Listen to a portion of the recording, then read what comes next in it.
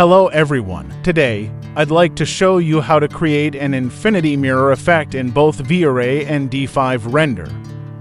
There are three main components that make up an infinity mirror. The first is the backplate, which is a 100% reflective mirror.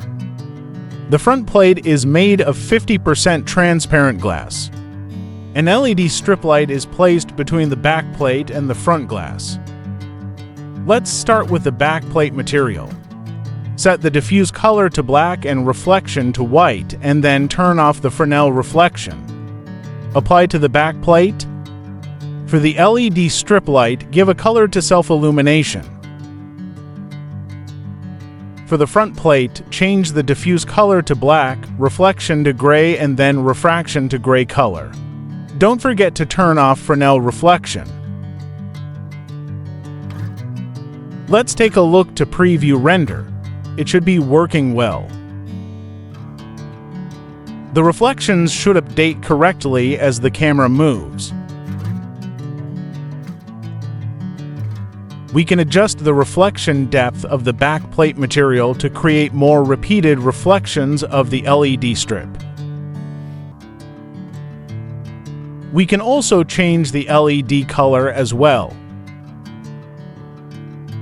But in D5 render, the result is different. To create more repeated reflections of the LED strip light, we can increase the reflection depth value. However, the effect isn't very noticeable. So, let me show you a useful tip.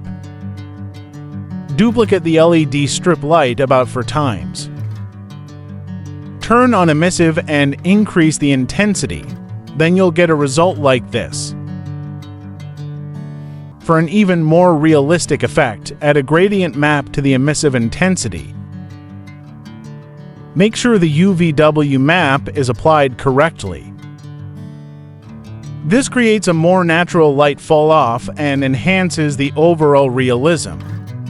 Thanks for watching the tutorial.